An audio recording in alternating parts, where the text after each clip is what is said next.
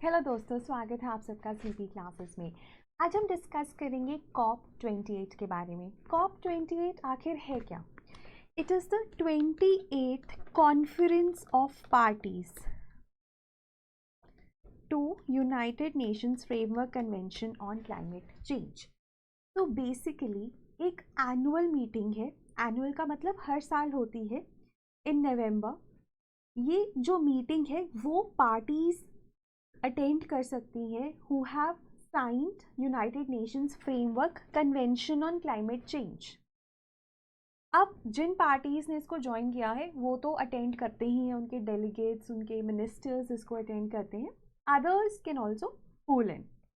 Now the idea is to negotiate on the climate change, कि कैसे हम climate change को कम कर सकते हैं, उसके साथ कैसे हम अडेप्ट कर सकते हैं। So it is an annual meeting जो UNFCCC की पार्टीज अटेंड करती हैं, तो इसे कॉन्फ्रेंस ऑफ पार्टीज कह दिया जाता है।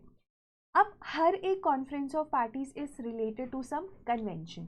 For instance United Nations convention on combating desertification और United Nations convention to biological diversity.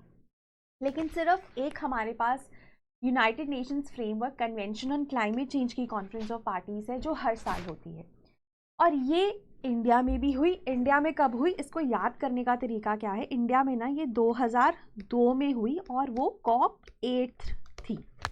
अब इंडिया फिर से होस्ट करने की बात कर रहा है। इंडिया ने फिर से प्रपोज किया है कि वो COP होस्ट करेगा। कब? This will be hosted in 2028। ठीक है, ये कंबाइन कर दो, 2028, that is going to be 33rd COP। तो ये एक पॉइंट है जो आपको ध्यान में रखना है। दूसरा पॉइंट, जब से ये कॉन्फ्रेंस ऑफ पार्टीज स्टार्ट हुई हैं तब से ये हर साल होती हैं एक्सेप्ट 2020, क्योंकि 2020 में कोविड आ गया था और उस साल कोई भी कॉन्फ्रेंस ऑफ पार्टीज नहीं हुई। Besides that every year it happens at a regular interval, और इंडिया में एक बार हो चुकी है 2002 में, which was the 8th conference of parties, and this is the 8th conference of parties was hosted by India in New Delhi.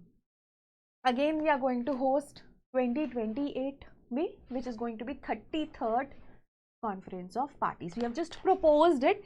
Let's see.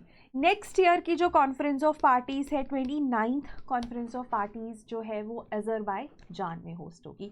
तो ऐसी information आपको मिलती रहेगी हमारे वीडियोस में। And now we will focus on 28th जो conference of parties है उसमें क्या क्या डिसीजंस लिए गए।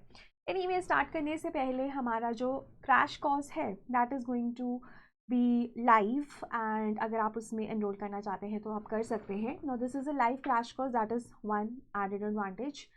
सेकेंड थिंग इज़, इसके साथ साथ ना जितने भी PYQs हैं उनका डिस्कशन होता है, which are very important for various reasons.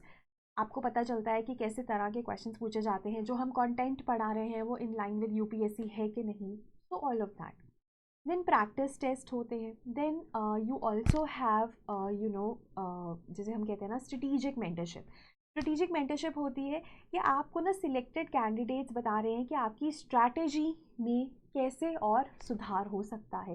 देखिए, ऑल ऑफ अस ऑब्वियसली हम कोशिश करते हैं कि हम जब तैयारी करें तो हम एक स्ट्रैटेजी बनाएं, ठीक है, which will work for us because it is going to be unique to us, because every one has different circumstances. तो उसमें जो स्ट्रेटिजिक मेंटरशिप है वो बहुत ज़्यादा हेल्प करती है। तो एक बहुत ही ज़्यादा कॉम्प्रिहेंसिव कोर्स है, कॉम्प्रिहेंसिव कवरेज ऑफ सिलेबस है, and the inclusions are also comprehensive. Then there is a CSAT master class, there is a focus on map, ठीक है, IR मैप, IR जोग्राफी में जो मैप होते हैं इंपॉर्टेंट वो discuss होते हैं। देन बजट इकोनॉमिक सर्वे पे सेपरेट क्लासेस रहती हैं। तो जो ऐसे चीज़ें हैं ना जिन पे क्वेश्चन आने के चांसेस ज़्यादा हैं उनको और ज़्यादा इलेबोरेटली डिस्कस किया जाता है। अगर आप इसमें इनरोल करना चाहते हैं, आप हमारे टोल फ्री नंबर पे कॉल कर सकते हैं 180089030343। Anyways, now coming back to the COP28। तो जैसे मैंने आपको बताया ये एनुअल इवेंट है और हर साल ना एक होस्ट कंट्री होता है। जैसे इस साल का होस्ट कंट्री UAE था। UAE में दुबई में इसको होस्ट किया गया। नेक्स्ट ईयर अजरबैजान है। 27 शर्म एल शेख इजिप्ट में हुआ था, 26 ग्लासगो स्कॉटलैंड में हुआ था। तो हर एक साल का एक होस्ट कंट्री रहता है। इस साल का जो होस्ट कंट्री है वो दुबई यूएई है, राइट, यूएई है। तो ये काफ़ी ज़्यादा कंट्रोवर्शियल है, क्योंकि ना हम जब भी क्लाइमेट चेंज को रोकने की बात करते हैं तो आप एक नैरेटिव सुनते होंगे, फॉसिल फ्यूल्स का यूज़ कम करना है। अब आप ऐसी जगह पे होस्ट कर रहे हो जो कि one of the biggest producers of oil and natural gas है, one of the biggest producers of fossil fuels है, ठीक है। तो आप कैसे एक्सपेक्ट करते हो कि वहाँ पे नेगोशिएशंस होंगी और डिस्कशंस का कुछ निष्कर्ष निकलेगा जिससे हम क्लाइमेट चेंज को रोक पाएंगे? ऐसा बहुत मुश्किल है होना। And this is also one of the classic examples of green washing, जिसको ग्रीन शीन भी कहा जाता है। यहाँ पर ग्रीन वॉशिंग यूएई द्वारा हो रही है, जहाँ पे वो अपनी इमेज पेंट कर रहे हैं एज अ कंट्री जो क्लाइमेट चेंज के लिए एफर्ट्स कर रहा है, जबकि रियलिटी में बिल्कुल ही कॉन्ट्ररी है। It is one of the largest producers of fossil fuels. And जो होस्ट कंट्री में ना हमेशा you always have a president, ठीक है, होस्ट कंट्री का ही प्रेसिडेंट होता है। जैसे COP28 का प्रेसिडेंट है हमारे पास Al Jaber. No, Al Jaber is a minister, he is the owner of a very big oil and gas company, ठीक है, Abu Dhabi National Oil Company जिसका नाम है, वो उनके ओनर हैं और वो COP28 के प्रेसिडेंट भी हैं। तो ये भी बहुत एक कंट्रोवर्शियल चीज़ है। जैसे कुछ साल पहले ना कोक ने एक तरह से स्पॉन्सर किया था कॉन्फ्रेंस ऑफ पार्टीज़ को, तो कोक भी प्रॉब्लमेटिक था क्योंकि कोक बहुत ज़्यादा प्लास्टिक पोल्यूशन करता है। बट इस साल तो ऐसा लगता है कि सारी हदें ही पार हो गई हैं कि हमारे पास जो कंट्री है वो भी one of the biggest producers of fossil fuels है। जो होस्ट है, होस्ट कंट्री का जो प्रेसिडेंट है, COP28 का जो प्रेसिडेंट है, ही is the owner of this biggest oil and natural gas company in UAE. तो काफ़ी ज़्यादा कंट्रोवर्शियल है, राइट। सो ये एक चीज़ है जो आप नोट कर सकते हो। So that is it. उसके बाद ना यूएई को भी क्लाइमेट वनरेबल कंट्री माना जाता है because it is having a hot and humid climate. उसके बाद ना 2070 तक बोला जा रहा है कि यूएई में ना wait bulb temperature 35 degree Celsius cross कर जाएगा। अब ना जैसे हम कहते हैं कि क्लाइमेट चेंज हो रहा है, टेम्परेचर राइज हो रहा है, यूएई में भी जो टेम्परेचर राइज है 1.27 डिग्री सेल्सियस हो चुका है ना। बट जो वेट बल्ब टेम्परेचर का 35 डिग्री सेल्सियस तक पहुंचना है ना, ये फेटल है।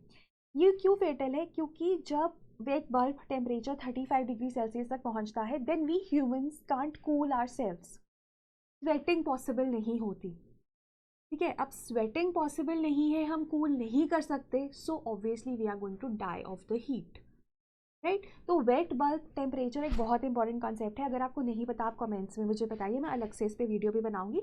But the host country is also witnessing the heat of climate change, so as to say कि हॉट और ह्यूमिड है ही, टेम्परेचर राइज भी हो चुका है और वेट बल्ब टेम्परेचर यहाँ पे 35 डिग्री सेल्सियस क्रॉस कर जाएगा बाय 2070। और जिस दिन वो हो गया उस दिन लोग स्वेटिंग करके अपनी बॉडी को कूल नहीं कर सकते and that is going to prove fatal, right. So इस पे बहुत आर्टिकल्स आते हैं कि why we need to worry about the wet bulb temperature. Then COP28 में भी हमारे पास ब्लू और ग्रीन जोन था। ब्लू जोन होती है जहाँ पे ना ऑफिशियल सेशंस होते हैं, ऑफिशियल मीटिंग्स होती हैं, इवेंट्स होते हैं, वो ब्लू जोन है, the official part. And green zone is the non official part, जहाँ पे प्राइवेट कंपनीज, कम्युनिटीज, एक्टिविस्ट आकर कोई सोल्यूशन ऑफर कर सकते हैं। So that is the unofficial zone. तो ऑफिशियल जो है वो ब्लू है और नॉन ऑफिशियल जो है वो ग्रीन है। तो हमेशा ही जो COP है that is divided into a green zone and a blue zone, ठीक है। ग्रीन जोन में आपको कोई बैज नहीं चाहिए अटेंड करने के लिए, ब्लू जोन में चाहिए। Then when we come to the important decisions of COP28, तो जो सबसे इम्पॉर्टेंट चीज़ है वो है लॉस एंड डैमेज फंड का ऑफिशियल लॉन्च होना। लास्ट ईयर जो 2022 में हमारा COP27 हुआ था इजिप्ट शर्म एल शेख में, वहाँ पे बात हुई थी कि लॉस एंड डैमेज फंड बनाना चाहिए, जो अपने आप में एक बहुत बड़ी उपलब्धि थी। उससे पहले तो लॉस एंड डैमेज की बात ही नहीं होती थी। फिर इस साल लॉस एंड डैमेज फंड को ऑफिशियली लॉन्च कर दिया गया। उसकी जो फंडिंग है वो $475 मिलियन भी पहुंच चुकी है, लेकिन बहुत ही कम है ये। अब ना ऐसा माना जाता है कि लॉस एंड डैमेज में ना 55 वनरेबल कंट्रीज़ ने पिछले 20 सालों में $525 बिलियन लूज़ किए हैं, ठीक है। 1 बिलियन में 1000 मिलियन होते हैं, ठीक है, तो 525 बिलियन लूज़ किए हैं, और आने वाले सालों में ना हम 580 बिलियन एक साल में लूज़ करेंगे। ये तो 20 सालों में हुआ है ना, आने वाले टाइम में एक साल में लूज़ करेंगे। और इकट्ठा कितना किया? मिलियन, 500 बिलियन भी इकट्ठा नहीं हुआ है।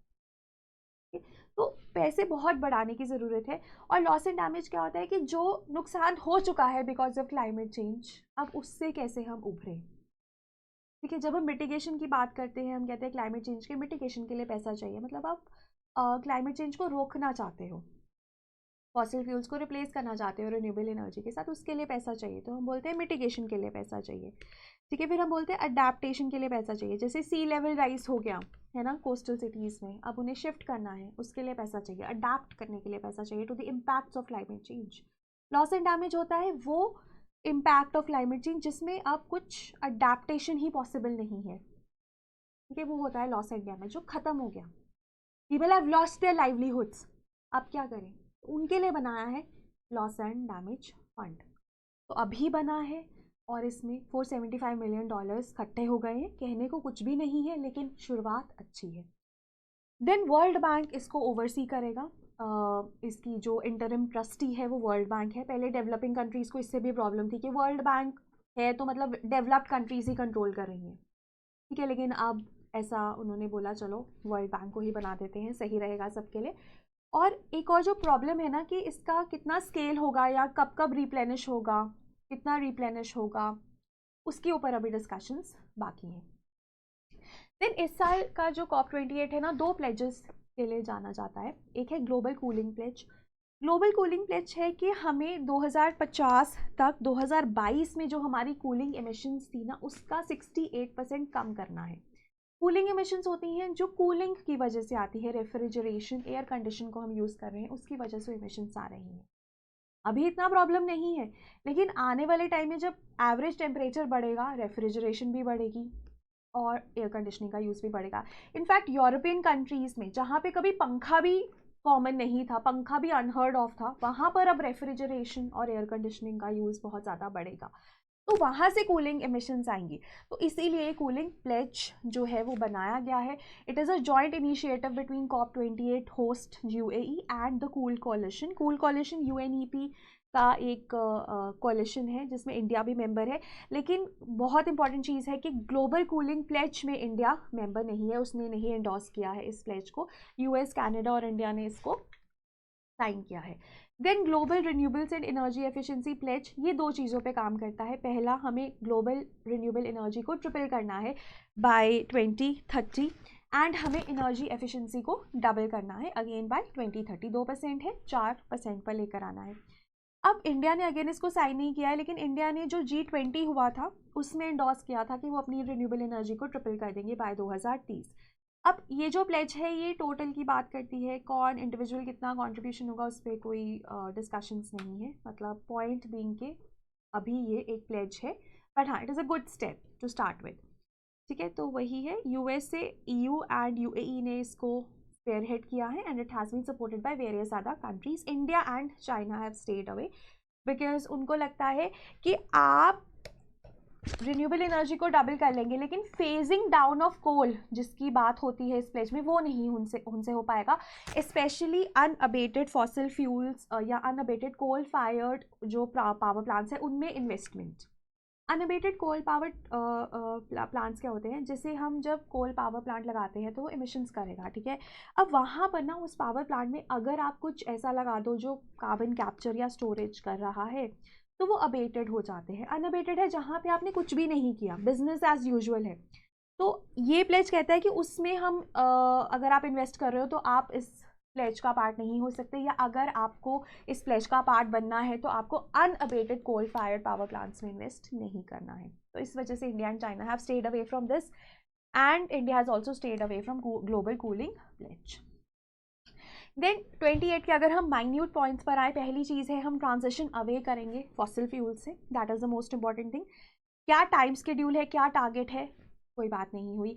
फेज डाउन ऑफ कोल की बात हुई है, ये ग्लासगो 2021 में जो COP26 हुआ था उसमें भी एग्जैक्टली यही बात हुई थी कि हम फेज डाउन करेंगे, और अभी भी ये बात हुई है। तो कोई मूवमेंट नहीं है इसको लेकर, तो वो बहुत बड़ी एक चीज़ है जो हमें नोट करनी है कि फेज डाउन की ही बात हुई है। बेसिकली हम कोशिश कर रहे हैं कि फेज आउट करें, ठीक है। फेज आउट का मतलब है कि कोल को ऑल टुगेदर यूज़ करना बंद कर दे, लेकिन इंडिया के लिए वो पॉसिबल नहीं है। इंडिया इसलिए फेज डाउन पर ही पुश कर रहा है। Then tripling of renewable energy, वही कि हम रिन्यूएबल एनर्जी को ट्रिपल कर देंगे बाय 2030। अब tripling is a global target, जैसे मैंने आपको बताया कि हम ग्लोबल लेवल पे इसको ट्रिपल करेंगे। हर एक कंट्री का कितना टारगेट होगा वो क्लियर नहीं है। Then loss and damage fund, we have already done that. Then methane emissions, no methane emissions भी ना बहुत ज़्यादा प्रॉब्लमैटिक हो गई हैं लेटली, तो इनको भी कट डाउन करना है। इसके लिए भी हमारे पास ग्लोबल मीथेन प्लेज है, ठीक है, जो कि कहती है कि 30% हम 2030 तक 30% हम मीथेन एमिशंस को कम कर देंगे ऑफ द 2020 लेवल्स। इंडिया ने उसको भी इंडोर्स नहीं किया, लेकिन ये पुरानी प्लेज है, ठीक है। तो मीथेन एमिशन पे भी बात हुई, लेकिन एज सच कुछ कॉन्क्रीट नहीं निकला उसमें से भी। And lastly global stock take, पहला जो ग्लोबल स्टॉक टेक था वो 2023 में होना था। ग्लोबल स्टॉक टेक हमें बताता है कि पेरिस एग्रीमेंट के तहत ना आपको टारगेट पूरा करना है कि 2 डिग्री सेल्सियस तक टेम्परेचर राइज को लिमिट करना है बाय 2100, और एम्बिशियस है 1.5 डिग्री सेल्सियस तक लिमिट करना है। अब इसके लिए कंट्रीज देती हैं NDCs, इंडिया ने भी दिए, चाइना ने भी दिए, USA ने भी दिए, सब कंट्रीज ने। क्या वो NDCs इंडिविजुअली सब कंट्रीज़ के जब NDCs कंबाइन करेंगे तो क्या हम पेरिस एग्रीमेंट का टारगेट पूरा कर पाएंगे या नहीं कर पाएंगे? Are we on track in achieving for achieving that और नॉट? वो हमें GST बताता है, ग्लोबल स्टॉक टेक बताता है।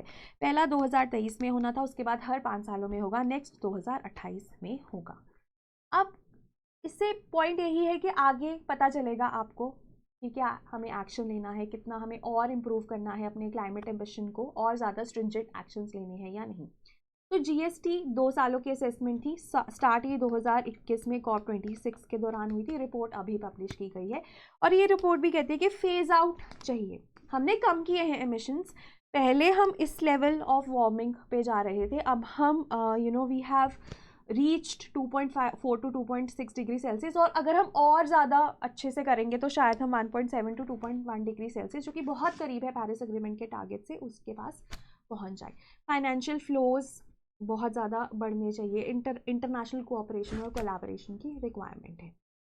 तो ये कुछ पॉइंट्स हैं GST के, right. And lastly Licypriya Kangujam is an climate activist from India, and she protested at the COP28, that is why she was in news. ये मणिपुर से है, यंगेस्ट चाइल्ड एक्टिविस्ट है, इनको इंडियाज ग्रेटा थनबर्ग भी कहा जाता है, लेकिन वो पसंद नहीं है। तो a potential question, that's why I am discussing it here, right?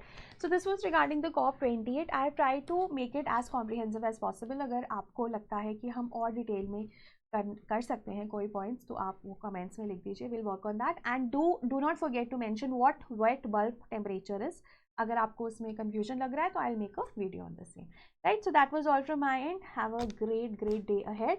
And lastly, अगर आप प्रीलिम्स की तैयारी कर रहे हैं तो आप हमारा टेलीग्राम ग्रुप ज़रूर ज्वाइन कीजिए, लिंक आपको डिस्क्रिप्शन में मिल जाएगा, जिसमें हर रोज़ क्वेश्चंस डिस्कस होते हैं, और PDFs ऑफ दीज videos are also shared in that, right? The link is in the description.